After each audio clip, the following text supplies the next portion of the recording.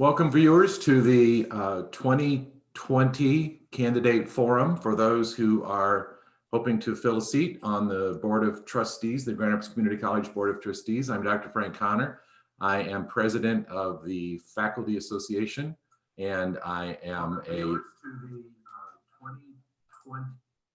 just a second. A little technical problem here.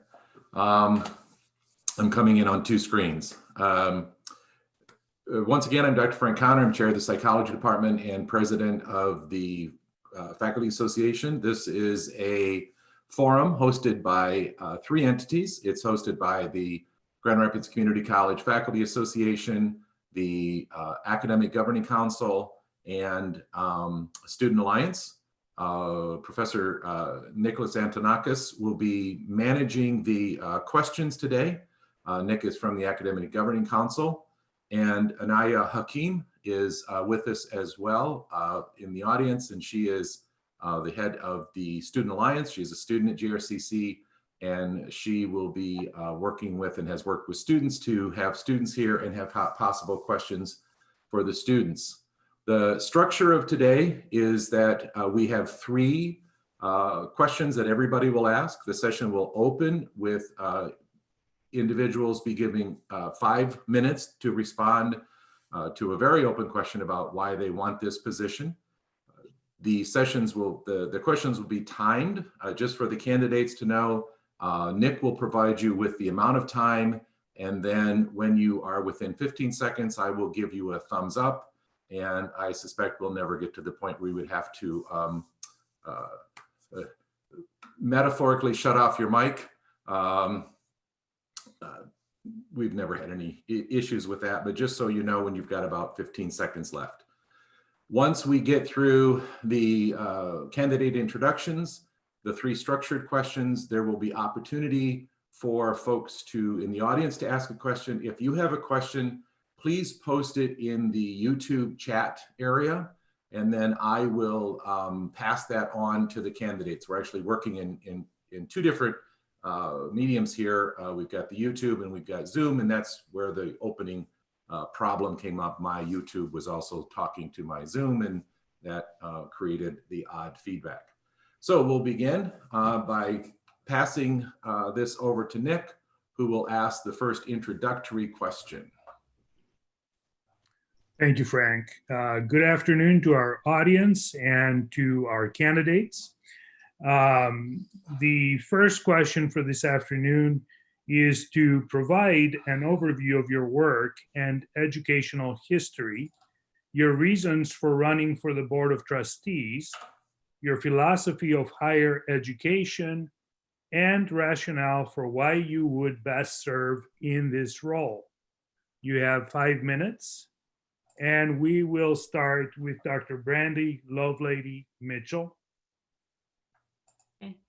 Thank you. Thank you for the opportunity to be here to unpack some of what you just talked about. As you mentioned, my name is Brandy Lovelady Mitchell. I'm a lifelong Kent County resident, attending Grand Rapids Public and Kentwood Public Schools, and proud of the fact that I am a product of the schools in this area, and that my husband and I have 50 years of public education experience between us, and the fact that I have two children, an 8th grader and a 10th grader, who will be college bound soon, which just makes the stakes that much higher for me in terms of continuing to serve in public education. I am a first generation college graduate.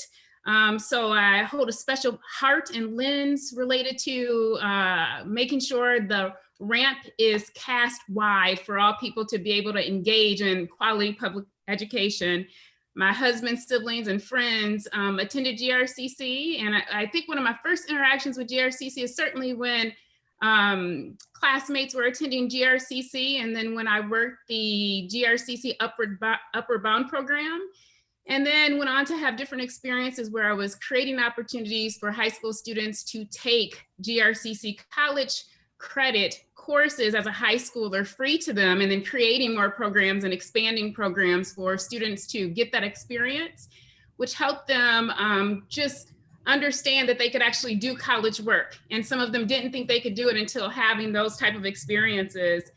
I think my classroom experience, building level experience, regional experience as the Director of Diversity, Belonging, Equity, and Inclusion for Kent ISD schools. So all of the schools in our county and even a little beyond, I assist them in their day-to-day operations and some of their policy creation around belonging and equity. I love the college's mission statement. I think it's one of the most diverse public institutions, and in many ways, it is a mechanism for justice in terms of helping folks secure the opportunities and experiences to help them really hone in on opportunities and to enhance their quality of life.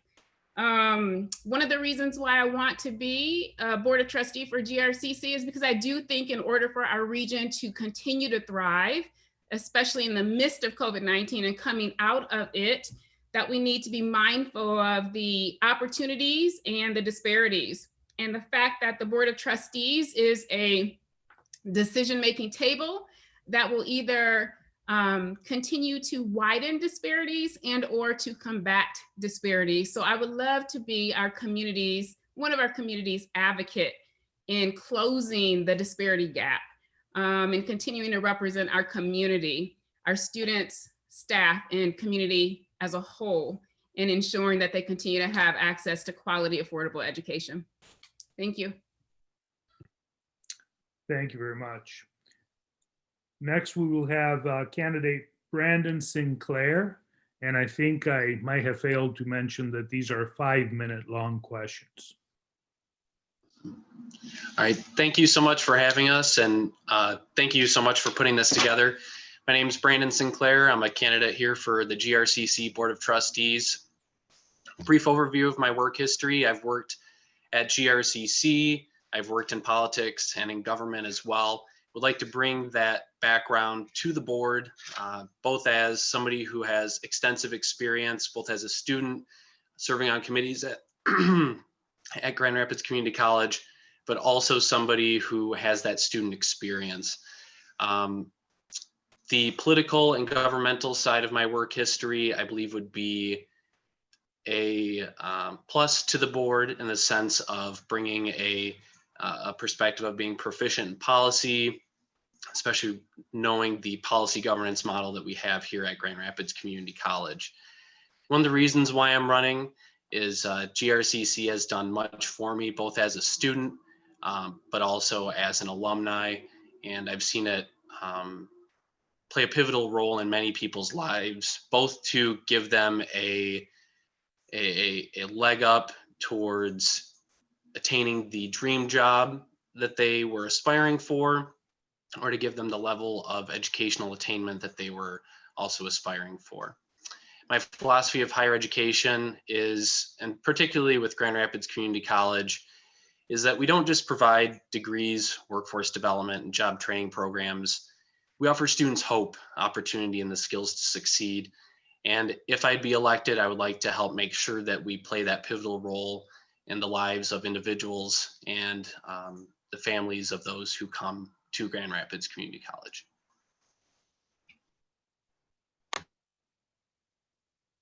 Thank you very much. And next, Dr. Daniel Williams. Hi, yeah, thanks so much. It's great to be here with everybody. For me, I'm running for this because I believe so strongly in GRCC, the part it plays in creating a vibrant and equitable community, as Brandy was saying. But also we're talking about the economic vitality of our region and the breadth of opportunities that the community college offers for students, their families, businesses, in the larger community is really just essential. And GRCC's commitment to meeting and supporting people where they are and working hard to help them meet their goals is something that I think is just incredibly important and just thrilled to be a part of. I've worked in various educational and nonprofit leadership positions over the last 20 plus years. And that's given me a great deal of insight into the role that education plays in people's lives and within the broader community. You know, my work in Detroit at University Prep Academy, where sort of began my K-12 work.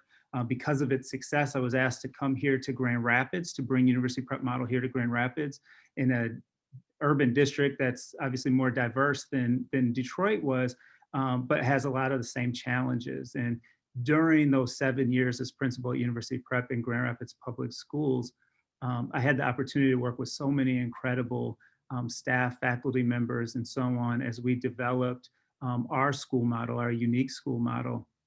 And a central part of that work was supporting young people making those important decisions, those life-changing decisions about what happens after high school, you know, as we guide them through those key transitions. And so being able to work directly with GRCC to help young people do that, we developed a dual enrollment program that was incredibly successful, in large part because of the relationship that we had with GRCC. In helping to rethink the way, you know, what school could look like. We've seen every year without selective enrollment, over 90% graduation, and 100% of those graduates be accepted to some post-secondary option. That doesn't happen without those key partnerships and community, and GRCC was a big part of that. You know, my relationship and respect for GRCC has only deepened as I transitioned into the current role that I'm in right now, which is as president and CEO of WMCAT. And at WMCAT, we work to provide equitable access to opportunity through, we have workforce development programming, creative youth development programming, mentoring, and some social enterprises that we run as well. And we work directly with GRCC on a number of initiatives in all of our programming, whether it's engaging with unemployed adults and career training, or through our youth arts and tech programming, where we're promoting future orientation and supporting those transitions into post-secondary. We've got a really great program called Step Year Program, which is helping to lead young adults who may be disconnected from their educational journey and helping re-engage them and move them on a post-secondary opportunity pathway. But in all of that, I think it's all rooted in just the incredible relationships and continuing to sort of wrestle with education and equity and opportunity and the role that GRCC plays in supporting that growth regionally.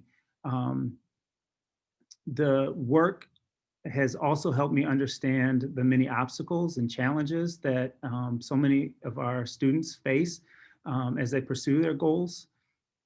Believe that GRCC is uniquely positioned to help interrupt some of these systems and break down some of these barriers to help make our community a more equitable place, and so that there's opportunities for all people to grow, to learn, to succeed, no matter their background, no matter their geography. Currently, right now, my nephew, who's a recent graduate from EK, he just graduated last year, he's just starting college here this fall at CC.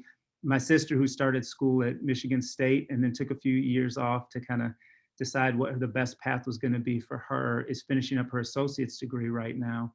And my brother, who's a Grand Rapids firefighter, is finishing up his coursework and eagerly awaiting acceptance into the nursing program. Come from a family of educators. My wife is a teacher, 2 children as well in their neighborhood elementary school.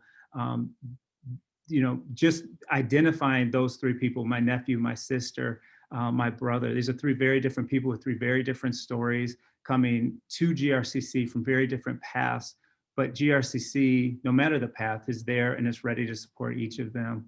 And I just think that's an incredible testament to the college. It's an incredible gift to the community. And so excited to be here and continue to talk about this and answer more questions today. Thank you to our candidates for those introductions. And now we'll move to the next section of our forum. The next questions that I will be addressing to the candidates, we will have 2 minutes for each candidate to speak. So the first person to speak next will be Dr. Williams again. And the question is, you have been given a list of the college's values.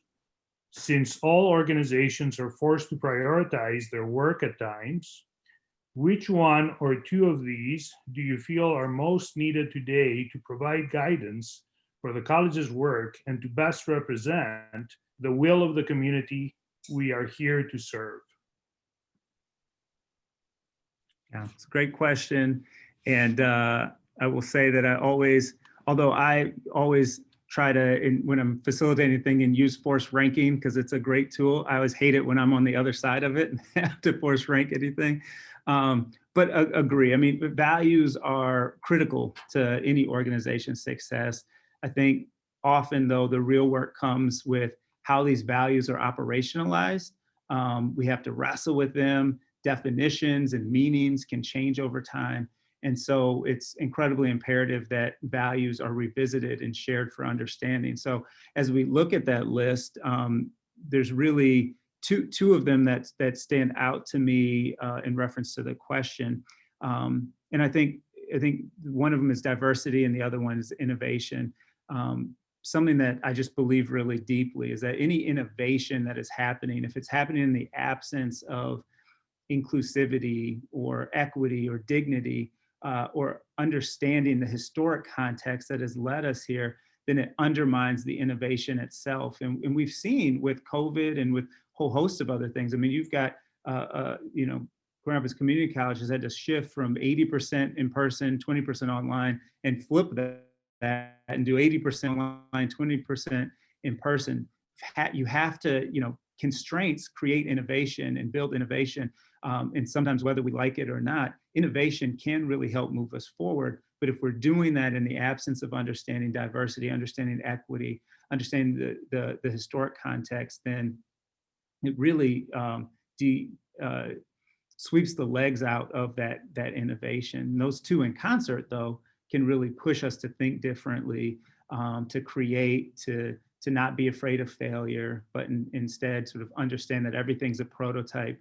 And innovations about testing and learning, and that these values, all of them really, although I was asked to kind of pick two, but all of those values really should serve as a kind of action rubric through which all decisions can filter through. And so we're asking ourselves, how is every person that's engaged with the college at every level living these values out, questioning what they mean for both them, and how is this pushing our work forward? Thank you. Next, we will hear from Dr. Lovelady Mitchell. Thank you. I think that's a hard question too, in terms of prioritizing. And at the same time, what strikes me as most significant about the vision statements is that during a global pandemic, during a crisis, it is those values, those visions that become that much more important to kind of anchor who you need to be and how you need to show up, because everything seems so emergent and so new. We haven't been here before. And so I highlighted excellence in terms of always wanting to invite continuous improvement. And while GRCC is great, I know that goodness and greatness, I'll just say it like this: good can be the nemesis of great. And so excellence is always being able to look at ourselves and engage continuous improvement to push the needle to become even greater. The diversity aspect, one made me think of your award-winning diversity center, and just paying homage to Bob Woodrick, who I know has done so much for the GRCC community, wanting to honor him and the work that he and his wife started and that has continued to have this wonderful legacy. We can't be excellent if we can't make sure that the ramp is wide enough that all of the diverse stakeholders and community members actually benefit from it. So I think if I had to prioritize, those are the things that I would start with. But like others have said, I would have to go through all of the other ones. The innovation piece made me think of how during the season of COVID, it is going to be that much more imperative that we continue to innovate. And it made me think of the promise zone in terms of how we continue to cast the net wide. So giving access to folks who can come into the system and graduate and thrive.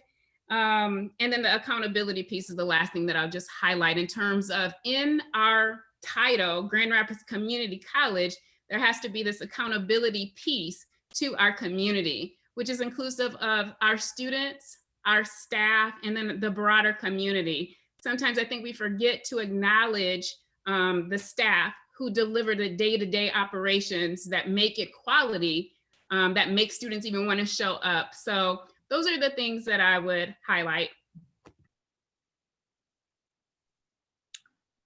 Again, thank you. And next we will hear from Mr. Sinclair. Thank you so much. And I just want to start by saying that each of these goals, each of these values are incredibly important and something that as a student, I did my best to live out. As an alumni, I do my best to live out. And something that I saw as a staff member at the community college, seeing faculty, leadership, continuously live these out. And GRCC is such a special place. It really is.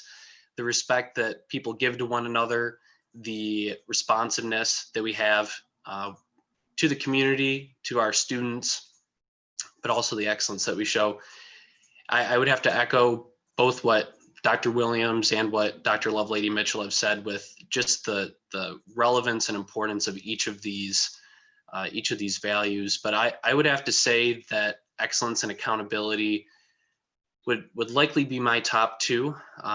Once again, they are all incredibly important, but I really do see GRCC committing itself to excellence, the highest standards of learning and work environments. We see that in the way that employees are treated. We see that in the way that students are treated and the services that we offer students who might need a little extra help to make sure that everybody is able to be successful at Grand Rapids Community College, but also the accountability that we have to taxpayers, to our students. And I think part of that accountability piece that means a lot to me is how transparent we are as a board, in the sense that everything's televised, everything's recorded. And I really think that's a great thing that we offer the community. And I think it's a great way to set the standard for how a board should be run. So that's my answer. Thank you. Thank you, Mr. Sinclair. And you will be starting us off with the next question, 2-minute question again. And the question is, the college has 5 goals. You received these earlier. To create context, we are living in a time of social upheaval. Science is under attack. Public and systemic acts of prejudice and discrimination are being exposed on a regular basis. A worldwide pandemic is killing thousands of people and disrupting our daily lives. The ability of our government to legislate for the common good is in question. Given our world today and the role of higher education as a fundamental component in any democracy, how would you evaluate or rank these 5 goals in achieving our societal responsibilities? That's an absolutely wonderful question. And I think that a lot of people after watching last week's presidential debate can agree that there is some unrest and there is some, our nation's divided, quite frankly, and it's sad. But what gives me hope is the sense that, once again, going back to Grand Rapids Community College, the board is highly non-political. The board is working in collaboration and cooperation for the best results of our students. And that gives me hope. And I think that local government and local school boards, need to play that part in helping show that, in the public sector and in government, we can have trust in our officials and we can work together. And I really do think that's something beautiful that we can display and that Grand Rapids Community College already does display, going back to the respect that we've talked about and the excellence and accountability, diversity, all those things. So once again, with the goals here, prioritizing these, I would probably have to say with today's unrest, it would be between community impact and equity. I mean, with community impact, by providing quality education and valuable degrees and various programs. We're going to help lift people up. We're going to give them opportunities that they've dreamed about, that they have always aspired for. And that's just going to have positive outcomes for students who select GRCC as their first choice, and for students who, quite frankly, have GRCC as their only choice. And I think that community impact is just vital, and it's something that we do every day. But that equity piece as well. Once again, all goals are incredibly valuable. Thank you very much. Next, we will hear from Dr. Williams. I was frantically trying to write down. That was an incredible question with so many parts. And so I appreciate it, and we'll attempt to do it justice, in real time here. I agree that the climate that we're in is difficult. The political climate that we're in is difficult. The climate that we're in terms of with dealing with COVID, dealing with the racial uprising, all of these things are happening, and they're happening simultaneously. One of the pieces that I think for me is really important to remember is that while COVID or other pieces may be bringing some things up, that these things were ever present, that these issues, these concerns, the sort of the cracks in the veneer have been there as a country, as a region forever.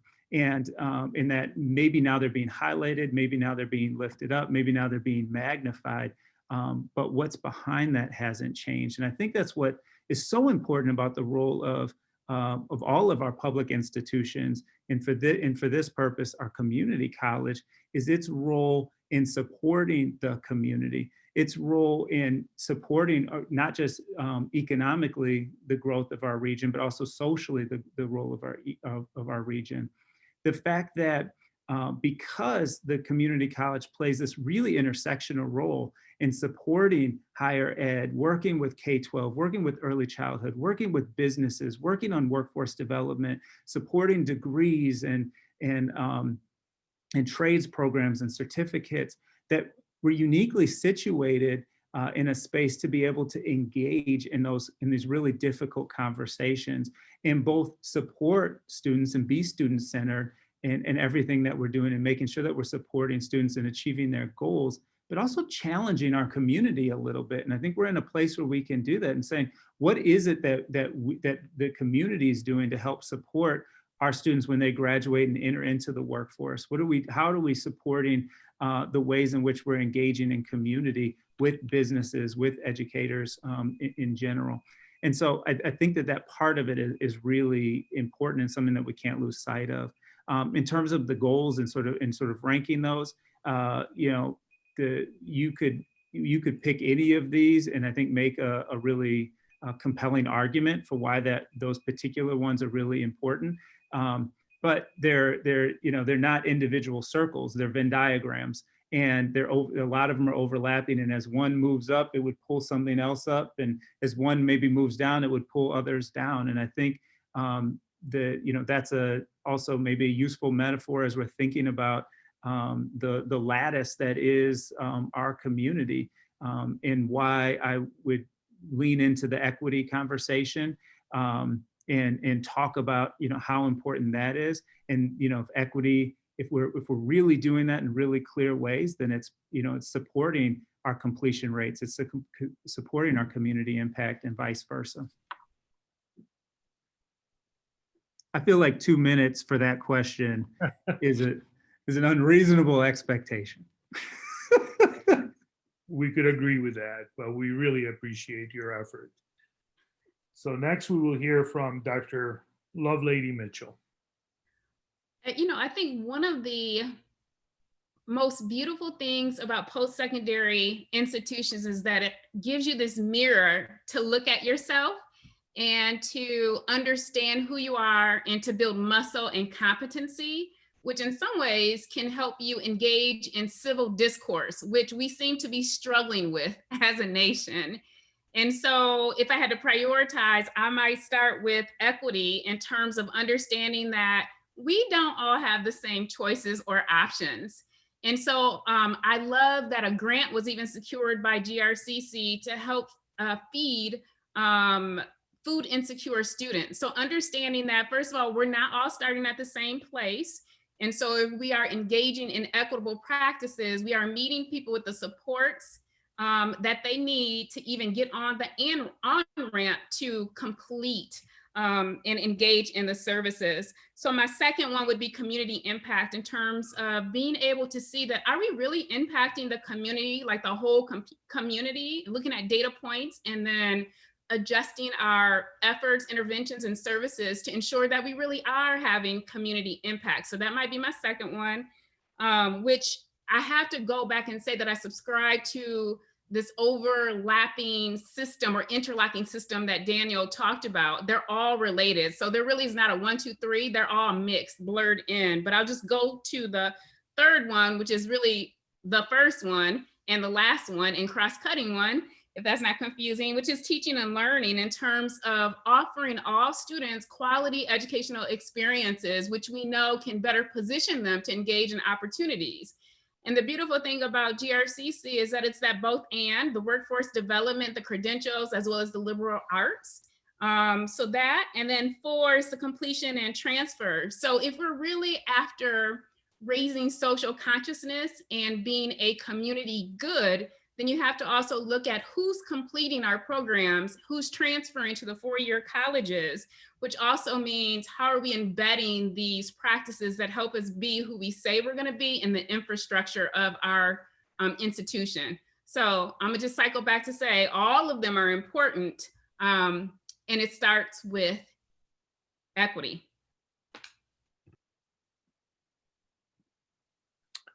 Thank you very much.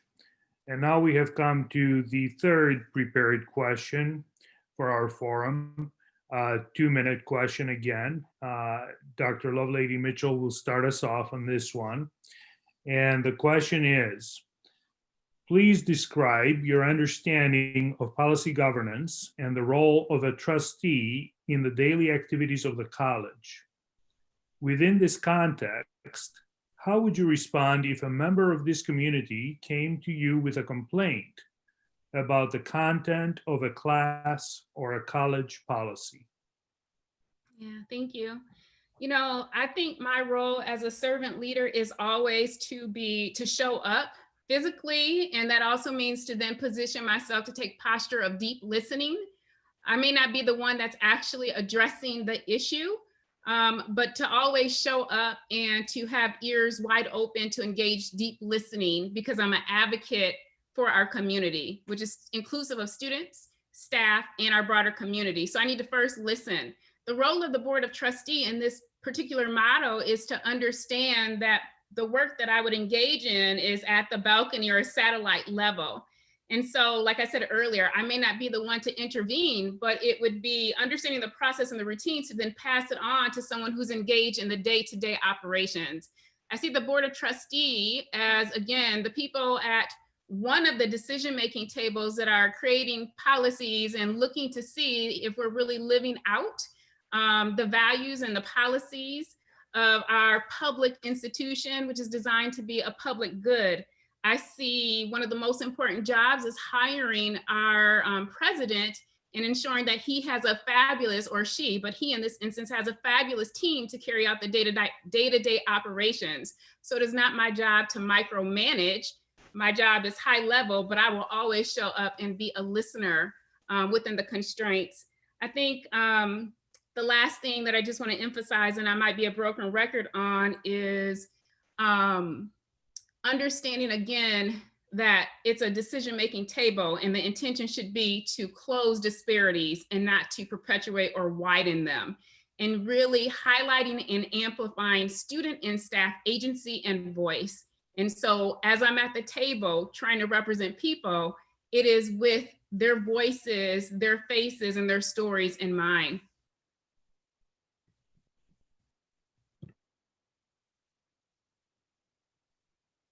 Thank you. Had to unmute there. Next, we will hear from Dr. Williams. Yeah, couldn't agree more with Dr. Brandy Lovelady Mitchell. I think I mean, to state clearly, the role of a board of trustee member is to not get involved in a decision that would be around what's happening in a particular class or those types of things. That is not the role of a trustee, and nor should it be. I think that that's a really important delineation. The board hires and evaluates the president of the college, approves the college's annual budget, sets that works with the president and staff to help set the institution's values and strategic goals that we've talked about.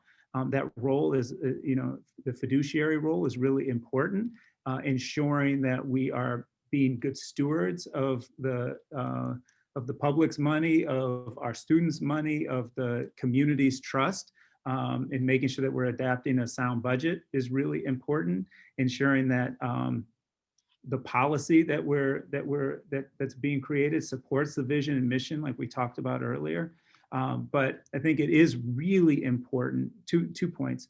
One is that you get the right people to do the work, and you have to give them the space to do the work, and understand whose role is what, and in doing that.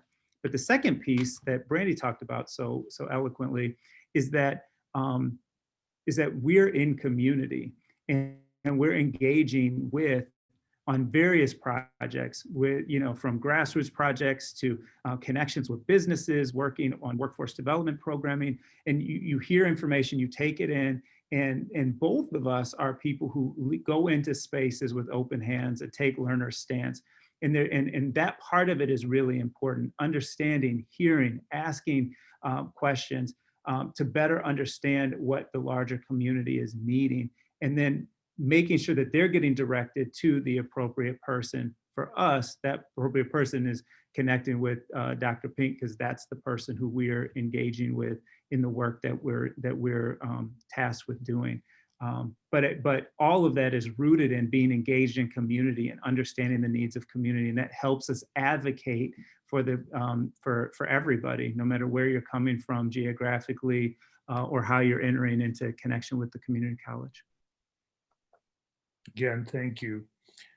And next we'll hear from Mr. Sinclair. Thank you so much. And to answer this question, there's a lot of agreement between what Dr. Williams and Dr. Lovelady Mitchell mentioned. The role of a trustee is not to micromanage. It's as Dr. Lovelady Mitchell was saying, it's very high level type of work. It's to answer your question, how would we respond to a member of the community if they came to us with a complaint about content of a class or a college policy? Of course, listen and learn and see if that's something that we could help with.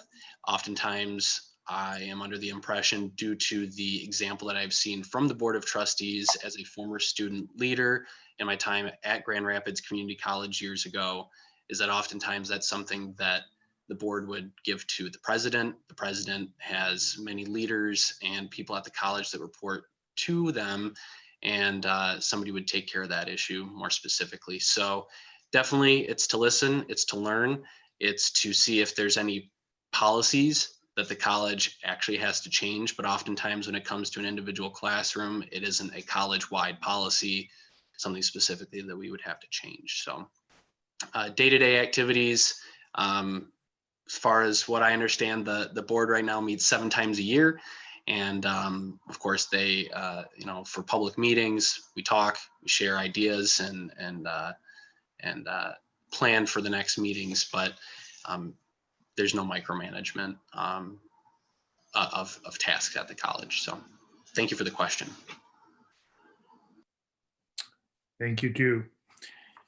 And so now we have come to the portion of the forum where we will receive open questions from the audience. Please raise your digital hand or write your question in the chat box. State your name and position at the college or the community, and ask question to one or any of the candidates. Candidates, please limit your answers to no more than 2 minutes, and other candidates can respond as well. So let's see if we're getting some questions in the chat box. Well, I'm monitoring the chat box over here in YouTube. That's where they would come up. Okay. There's also a delay.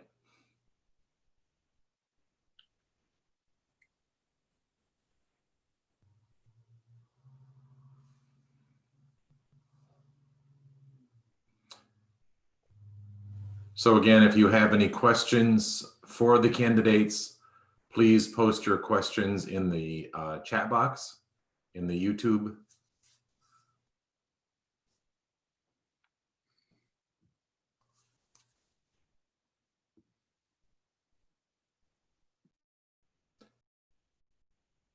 We'll wait a couple more moments here.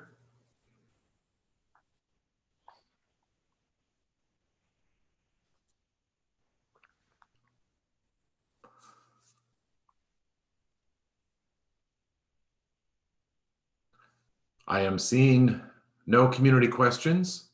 So with that, on behalf of the Faculty Association, Academic Governing Council, and Student Alliance, we wish to thank all three of the candidates. Sadly, there's only 2 seats. So best of luck to all of you. And I have no doubt whether you fill the position or not, we will be seeing you around as members of our community. Thank you very much. Thank you. Thanks.